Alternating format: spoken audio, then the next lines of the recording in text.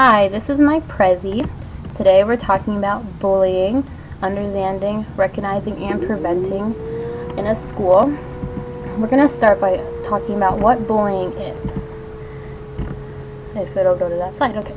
Bullying is a relationship problem in which an individual or group uses aggression to cause distress to another person. The four main types are cyberbullying, which is the youngest form of bullying, relational, physical, and verbal. Relational bullying is friendships.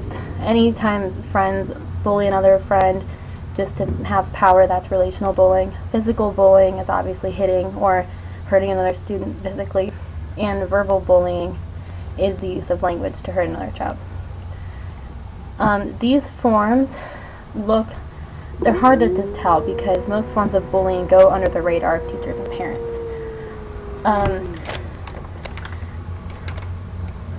A lot of the external signs of bullying would be if you see a group excluding another child, that is bullying. If they're rolling their eyes or tossing their hair at another child. Even if you see them ignoring and shunning that child, if that child is trying to talk to them and they're gossiping about him, that's bullying too. All bullies are not alike, though, because some bullies bully because of trauma, or they just have not acquired the skills to maintain relationships, or they might have highly developed social skills and they bully to acquire and keep their social status. And victims aren't alike either, because some victims are just there at the wrong place at the wrong time. They're not really being targeted. Like Kick a Ginger Day, for example, is a form of being at the wrong place at the wrong time. That happens a lot in high school and probably other forms of school. A lot of kids who are shy, anxious, or socially inhabited might be targeted for bullying. They also might not have very many friends to back them up, and that would create a target for bullies. And if they have an exceptionality that makes them different, therefore a bully might target them. There are more male bullying, victimization, and a comma of the two rates. Their rates are higher than in females. So males probably are more likely to bully than females, or get bullied. But it's not that far apart.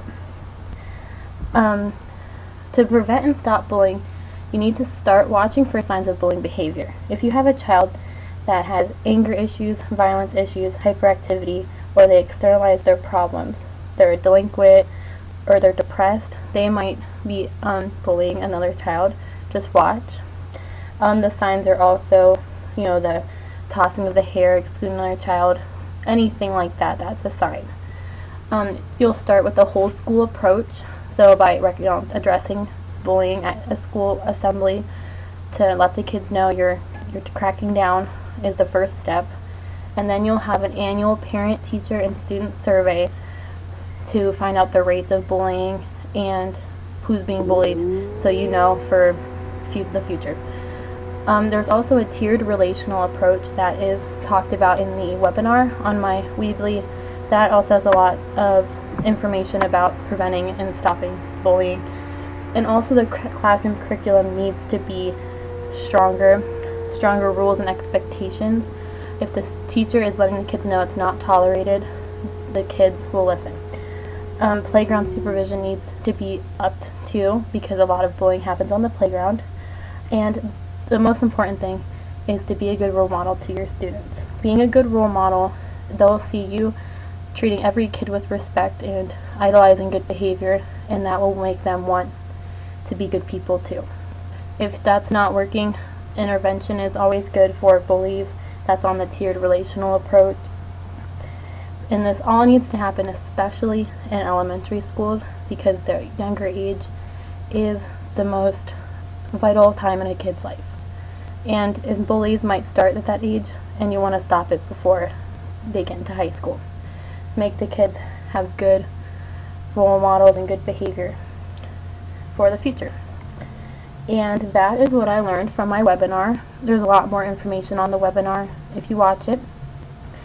So that is the end. But if this is not prevented, bullying can lead to dating aggression, marital child abuse, elder abuse. They could be involved in gangs. There's a higher involvement rate. Or they could be sexual harassers. So it's good to stop bullying in schools so these bullies do not go out into our world and cause trouble.